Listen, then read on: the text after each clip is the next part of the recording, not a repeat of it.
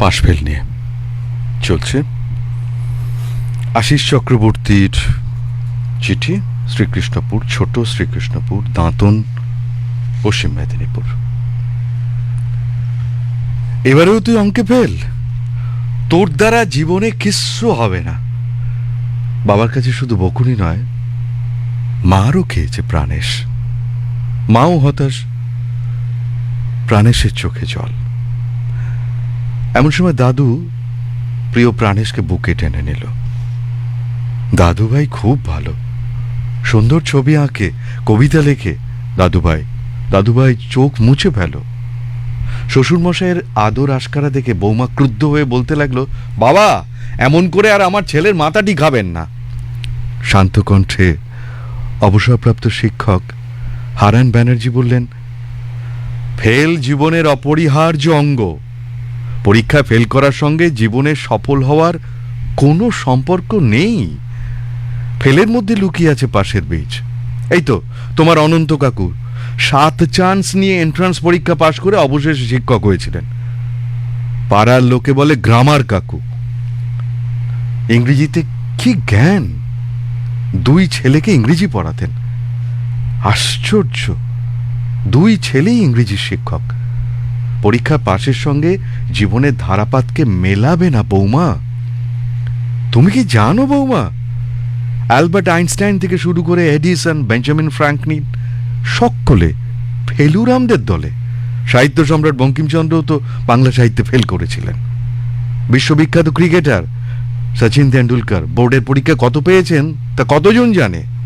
কিন্তু 98 শারজার ঝলমলে ইনিংসটা সকলের মনের মণিকোঠায় উজ্জ্বল হয়ে থাকবে।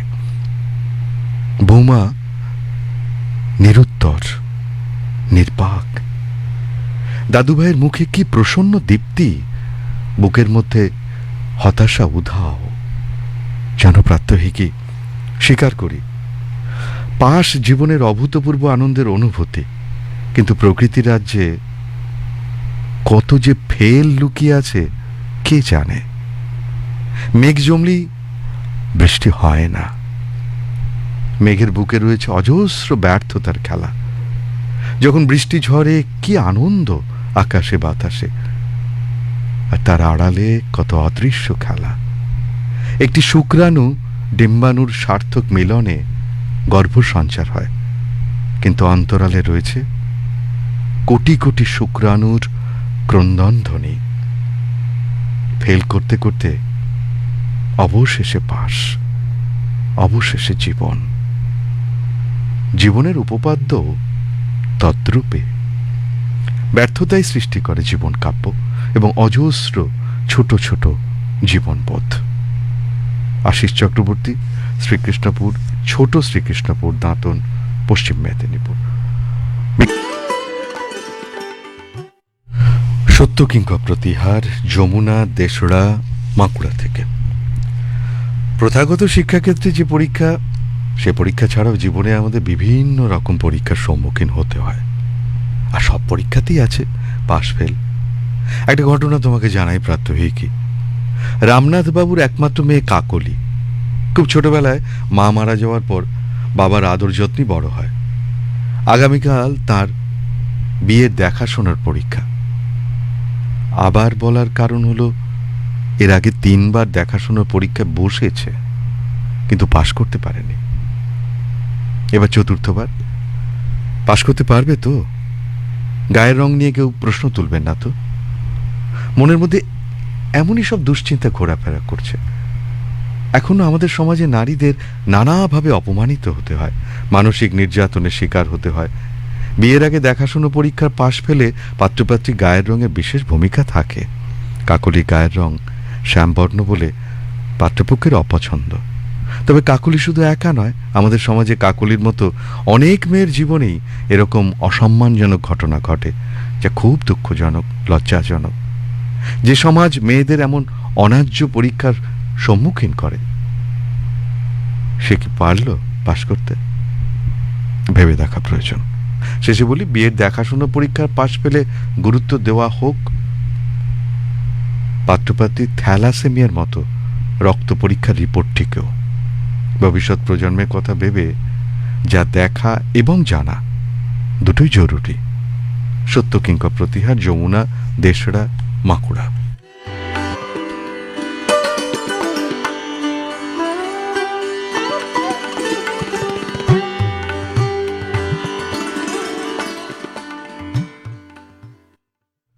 পার্থপাল, আপনার ঠিকানা গ্রাম মৌবেশিয়া, ডাক চোপা, হুগলি। 30 বছর আগেকার কথা। তখন উচ্চ মাধ্যমিক পরীক্ষায় পাশের থেকে ফেলের হার ছিল বেশি। সেই সূত্র মেনেই দেখা গেল ইংরেজিতে ব্যাক পেয়েছে অপূর্ব। আর যা হোক করে টপকে গেছে ওর অভিন্ন হৃদয় বন্ধু তিলক। এই একটি সামান্য ঘটনা ওদের দুজনকে আলাদা করে দিল। ওদের জীবন পথ বদলে গেল দুদিকে। অপূর্বর বাবার দুধ ছানার বড় কারবার। ছেলে ফেল করায় বাপ একেবারে হাঁপ ছেড়ে বাঁচল। ছেলেকে পড়ানোর খরচ যেমন কমে গেল, তেমনি ব্যবসায় বাড়ল একজন বিশ্বস্ত সহায়ক। অপূর্ব ড্রাম বালতি নিয়ে নেমে পড়ল পাড়া থেকে দুধ জোগাড় করে ছানা তৈরির কাজে। ওদিকে উচ্চ মাধ্যমিক পাশ তিলক চলল পশু চিকিৎসার ডিপ্লোমা কোর্স পড়তে। মনপসন্দ বিষয় পেয়ে সে পড়তে লাগলো মন দিয়ে। 3 বছর পরে স্বীকৃতিও পেল পশু চিকিৎসকের, কিন্তু সরকারি চাকরি জুটল না। তাই শুরু করলো প্রাইভেট প্র্যাকটিস। স্বভাব মুখচোরা তিলকের জনসংযোগ ক্ষমতা ছিল কম। চিকিৎসকের ব্যক্তিগত পসার জমাতে যার অশেষ প্রয়োজনীয়তা, তাই প্রতিযোগিতায় পিছিয়ে পড়া তিলক মনমরা হয়ে পড়ল। ঠিক তখন একদিন তার খোঁজে তাদের বাড়িতে হাজির হলো পুরনো বন্ধু অপূর্ব। জানা গেল অপূর্বর দুধের ব্যবসা এখন অনেক বড় হয়েছে। তার 2 তলা মস্ত 2 খাটালে মোট গরু মোষের সংখ্যা 500। তাদের দুধ বেচে সে এখন কোটিপতি। সঙ্গে আছে বড় মিষ্টির দোকান। সেখানে বিশেষভাবে পাওয়া যায় মোষ দুধের দই, পনির, ঘি, ক্ষীর, মাখন। এসবের প্রস্তুতি, পাইকারি বিক্রি এবং পশুদের পরিচর্যার জন্য তার কর্মচারীর সংখ্যা 9 করে 40 জন। এখন সে তার গরু মোষদের চিকিৎসার জন্য একজন স্থায়ী পশু চিকিৎসক নিয়োগ করতে চায় এবং এ ব্যাপারেই তার এখানে আসা, এবং তিলকই তার প্রথম পছন্দ। মনমরা তিলক মোটা বেতনে চাকরিটি পেয়ে যেন হাতে চাঁদ পেল। আর জীবনযুদ্ধে পাশ করে উচ্চ মাধ্যমিকে ফেল করা অপূর্ব তাকিয়ে রইল। পার্থপাল, গ্রাম মৌবেশিয়া, ডাক চোপা, হুগলি।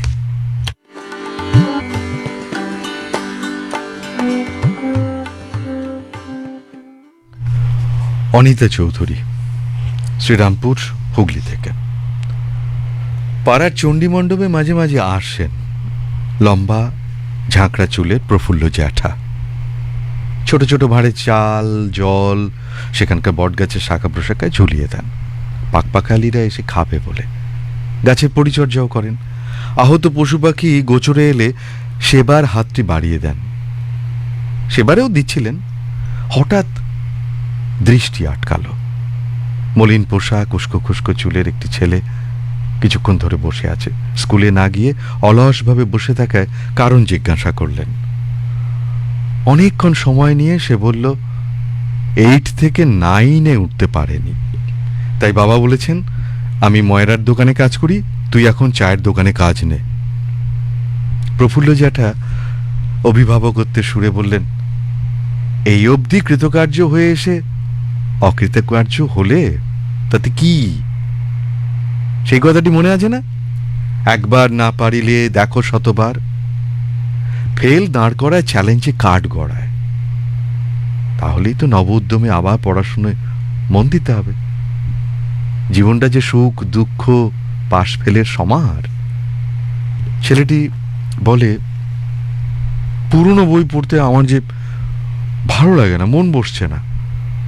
স্মিত হাসিতে উত্তর, ও তাই? কিছুদিনের মধ্যে নতুন বই হাতে নিয়ে এলেন। খোকা, মন দিয়ে পড়বে। এরপর কত যে জল কত দিকে গড়িয়েছে, পৃথিবীও কত পরিবর্তনের সাজে সেজেছে। দিন বদলের সঙ্গে আপন আপন তালে, ছন্দে, গতিতে, বুদ্ধিতে মানুষও সমাজ সংসারের কাছে কিছু না কিছু দিয়ে গেছে। কে তার সালতামামি ধরে রাখে? সামান্য বেতনভোগ কর্মচারী প্রফুল্ল জ্যাঠা অপাপ বৃদ্ধ, অকৃতদার, বার্ধক্যের ব্যাধিতে জর্জরিত হয়ে অন্তিমের অপেক্ষায়। নিকটজনেরা গঞ্জে বসা ডাক্তারবাবুকে কল করল। রোগী দেখে ডাক্তারবাবু আতকে উঠলেন। হাড্ডিসার ভদ্রলোকটি যে তার অত্যন্ত চেনা। কৃতজ্ঞতা, ভালোবাসা উজাড় করে স্টেথ হয়ে বুক পরীক্ষা করতে করতে উভয়ের চোখ ভিজে উঠল। না বলা কথারা আলপনা আঁকল। শেষে কাঁপা কাঁপা গলায় জ্যাঠা বললেন, তুমি তুমি হার্টের পাশ করা ডাক্তার হয়েছ? আমার হার্ট ফেল করলেই পাশ ফেলের ঊর্ধ্বে চলে যাব। পাশ ফেলের এই খেলা চলছে নিরন্তর। অনিতা চৌধুরী, শ্রীরামপুর, হুগলি।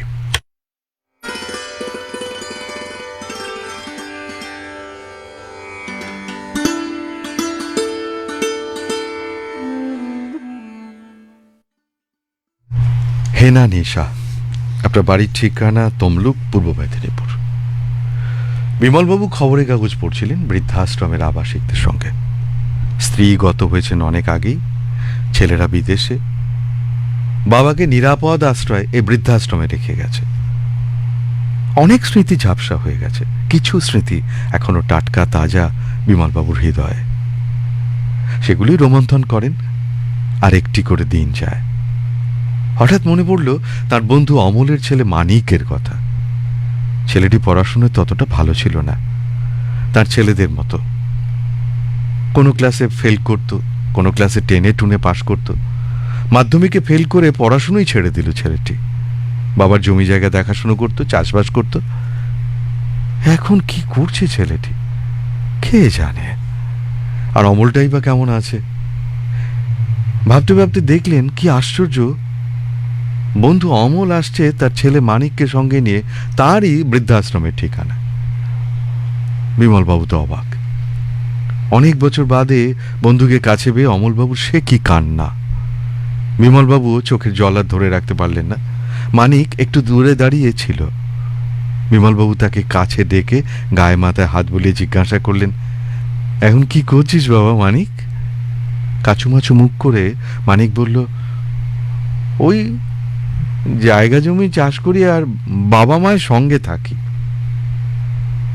বাবা মায়ের সঙ্গে থাকি কথাটা বিমলবাবুর বুকে গিয়ে বাজল। অপলক চেয়ে রইলেন মানিকের মুখের দিকে। তারপর বন্ধু অমলকে বললেন, আমার ছেলে দুটো এত এত পাশ দিল, কিন্তু আমি ডাহা ফেল করে গেলাম রে, গোহারা হেরে গেলাম রে। তোর মানিক এত এত পাশ দিতে পারেনি ঠিক, তাও তুই জিতে গেলি রে। তুই জিতে গেলি রে, তুই পাশ করে গেলি, তুই পাশ করে গেলি। হেনা নিশা, তমলুক, পূর্ব মেদিনীপুর।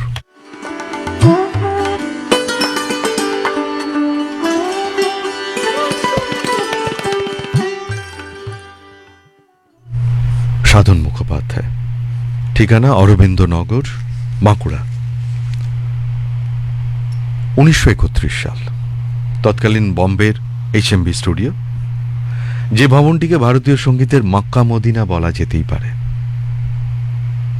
সেখানে অডিশন দিতে এসেছেন ত্রিপুরার এক রাজপুত্র, যিনি পরিবারের সমস্ত বৈভব আয়েশ বিসর্জন দিয়ে কলকাতায় প্রবল জীবন সংগ্রামে রত সঙ্গীত জগতে প্রতিষ্ঠা লাভের আশায়। কিছু পরিচিতি হয়েছে, তাই দেশের সেরা রেকর্ড কোম্পানিতে এসেছেন। তিনি কুমার শচীন দেববর্মন। অডিশন হলো, কিন্তু দেখা গেল তিনি পাশ করতে পারলেন না। একই অভিজ্ঞতা হয়েছিল আরও একাধিক সঙ্গীত প্রতিভার, যাদের মধ্যে ছিলেন কে এল সাইগল, যুথিকা রায়। কিন্তু ঘটনা এই যে সঙ্গীতের এই গুরুগম্ভীর নির্বাচনী সিঁড়িতে ওঠার মুখে তারা ফেল করলেও সঙ্গীত রসিক আপামর ভারতবাসীর হৃদয়ে তারা স্টার মার্কস পেয়ে পাশ করেছিলেন। একই ঘটনা ঘটেছিল কলকাতাতেও সঙ্গীত প্রেমীদের চোখের মণি সতীনাথ মুখোপাধ্যায়ের ক্ষেত্রে। আবার আরেক রকম পাশ ফেলের উদাহরণ দেখুন। কলকাতার নামী অধ্যাপক চাটুর্যে সাহেব সস্ত্রীক থাকেন পার্ক সার্কাসে বিলাসবহুল বাড়িতে। তাদের একমাত্র ছেলে সমস্ত পরীক্ষায় সে টপার হয়ে পাশ করে, এখন বিদেশে বড় চাকুরে। তাই যেদিন চাটুর্যে মশাইয়ের হার্ট অ্যাটাক হলো, তখন পাড়ার বখাটে ছেলেরা যারা বহু স্কুল কলেজে পরীক্ষায় ফেল, তারাই তড়িঘড়ি অ্যাম্বুলেন্স ডেকে তাকে হাসপাতালে ভর্তি করিয়ে দিন রাত পাশে থেকে সুস্থ করে বাড়ি নিয়ে এলো। তখন ওরা পাস না ফেল এ কথা কিন্তু কেউ ভাবল না, কেননা মানবতার পরীক্ষায় তারা ডিস্টিংশন নিয়ে পাশ করেছে। তাই আমি বলি, সকলে যেন এই মানবতার পরীক্ষায় আগে পাশ করে, তারপরে অন্য সব। তবেই তো সমাজটা সবার বাসযোগ্য থাকবে। আর এখনকার পাশ ফেল তুলে দেওয়ার বিতর্কে আমি ওটা রাখার পক্ষে। সাধন মুখোপাধ্যায়, অরবিন্দনগর, বাঁকুড়া। স্বপন কুমার প্রামাণিক, গ্রাম ডাক হানু ভূঁইয়া, পূর্ব মেদিনীপুর থেকে লিখেছেন। শহরতলির সুরম্য এক অট্টালিকার মহার্ঘ প্রবেশদ্বারের উপরে একটি নামের ফলকে চোখ আটকে গেল তাঁর। তুহিন মিতা ভবন। ঠিক তার নিচে লেখা, ঈর্ষা করো না, চেষ্টা করো। মানে সহজ, তবু ভাবছেন। এমন সময় একটি বিলাসবহুল সুদর্শন গাড়ি এসে দাঁড়ালো সেখানে। এক ছোকরা এসে গেট খুললেও গাড়ির দরজা খুলে নামলো সে। আরে আপনি ভালো আছেন তো বলেই প্রণাম করলো তাকে। আকাশ থেকে পড়ার মতো অবস্থা তাঁর। অস্ফুটে জিজ্ঞাসা করলেন, তুমি মানে তুমি তুহিন দাস না? হ্যাঁ স্যার, কি সৌভাগ্য আমার আপনার সঙ্গে এইভাবে, মানে চলুন চলুন স্যার, আপনাকে আজকে আর ছাড়ছি না বলি ড্রাইভারকে গাড়ি এগোতে ইঙ্গিত করে হাত ধরে হাঁটা দিলেন ফুলেল বিথির ওইটুকু পথ। দুতলা ছিমছাম আবাসে ওরা স্বামী স্ত্রী, এক মেয়ে, বছর 5 এভাবে রাজকীয় আপ্যায়নে অভিভূত হলেন। বছর 15 আগে উচ্চ মাধ্যমিকে ফেল করা এই তুহিনকে তিনি রেললাইনের ধারে আত্মহননের পথ থেকে বাঁচিয়েছিলেন। তুমি এই পরীক্ষায় ফেল করেছ, জীবনের পরীক্ষা তো এখনো শুরু হয়নি বাবা। এই ফলের বাইরেও একটা ফল অপেক্ষা করছে। তুমি চেষ্টা করো দাঁতে দাঁত চেপে সেই ফল অর্জন করতে। আত্মহত্যা কাপুরুষের কাজ। মন্ত্রের মতো কাজ হয়েছিল সেই কথাতে। তা চাক্ষুষ করলেন তিনি। তার ছোট ছেলের শ্রেণীবন্ধু ছিল সে। ছিল দরিদ্র মা বাবার একমাত্র সন্তান। তারপর কোনো এক ব্যক্তির সঙ্গে দেশের বাইরে গিয়ে পাইপলাইনের কাজ করতে করতে কয়েক বছরের মধ্যেই দক্ষ কারিগর এবং কোম্পানির আস্থাভাজন হয়ে যথেষ্ট মাইনের উচ্চপদস্থ কর্মী। শুনতে শুনতে চোখ ছলছল করে তাঁর। তাহলে তাহলে বাবা, তুমি বুঝতে পেরেছ সেই দিনের কথাটা ঠিক ছিল কিনা? ততক্ষণে তুহিনের মনে পড়ল তার শ্রেণী বন্ধুর কথা। স্যার, ওই মানে সুফল এখন কি করছে? নিশ্চয়ই বড় কোনো চাকরি। কি ভালো রেজাল্ট করতো ও, নিশ্চয়ই আমাকে দেখলে চিনতে। উনি জোরে ফুঁপিয়ে কেঁদে উঠলেন। অনেক ভালো নম্বর পেয়ে পাশের পর পাশ দিয়েও শেষ পর্যন্ত ডাহা ফেল করলো। আমাকেও ফেল করিয়ে দিয়ে চলে গেছে বাবা বলে কান্নায় ভেঙে পড়লেন তিনি।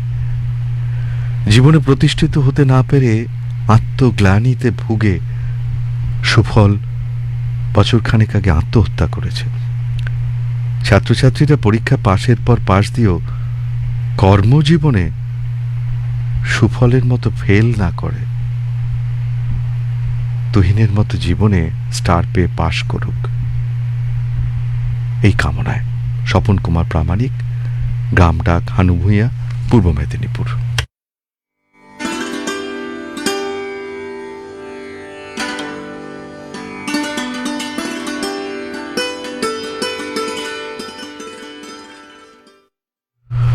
পম্পা সরকার, আসানসোল, পশ্চিম বর্ধমান থেকে।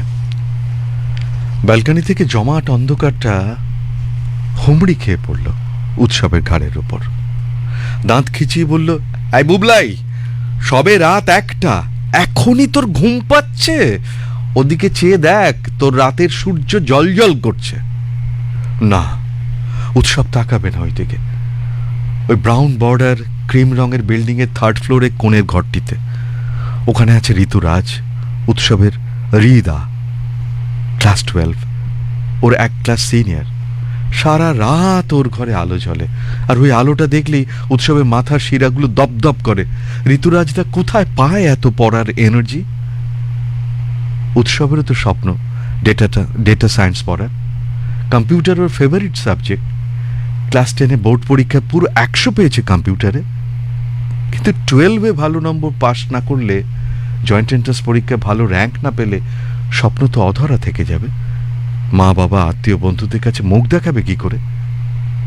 আজ কেমিস্ট্রি টিউশনে অঙ্কগুলো বেশ ভোগা ছিল, অথচ ওর বন্ধু অর্ক সমস্ত অঙ্ক পারছিল। উৎসব চোখে জলের ঝাপটা দিয়ে পড়তে বসলো আবার। হৃদার মতো 17 ঘন্টা না পড়লে কিছুতেই টার্গেটে পৌঁছানো যাবে না। মাঝে মাঝে উৎসবে কেমন যেন পাগল পাগল লাগে। পরীক্ষার বেশি দিন বাকি নেই, কি যে হবে। উৎসব দরজা খুলে ব্যালকনিতে আসে। দলা পাকানো অন্ধকারগুলো ওকে চেপে ধরে। উৎসব গলা ফাটিয়ে চিৎকার করে, হৃদা, তুমি এত পড়ো, তুমি ঠিক তোমার টার্গেটে পৌঁছে যাবে। আমি তোমার মতো অত পড়তে পারি না, আমার ঘুম পায়, আমি তোমার কাছে হেরে যাচ্ছি হৃদা। এই বুবলাই, কি হয়েছে তোর? মায়ের ডাকে উৎসব ধর্মর করে উঠে পড়ল। রাতের অঙ্ক করতে করতে ও ঘুমিয়ে পড়েছিল। মা বললেন, শোন বুবলাই, এত চাপ নিস না তো, নিজের মতো করে পড়াশুনো কর, পরীক্ষাটা দে, তারপর পাশ ফেল যেটাই হোক আমাদের মেনে নিতেই হবে। জানবি, একটা দরজা বন্ধ হলে অন্য একটা জানালা ঠিক খুলে যাবে, আলো এসে পড়বে, আর সেই আলোর জোয়ারে ডানা মেলবে একটা নতুন স্বপ্ন। রাত নিঝুম হয়, উৎসব পড়তে বসে। মায়ের কথায় ও এখন মনে জোর পেয়েছে। পম্পা সরকার, আসানসোল, পশ্চিম বর্ধমান।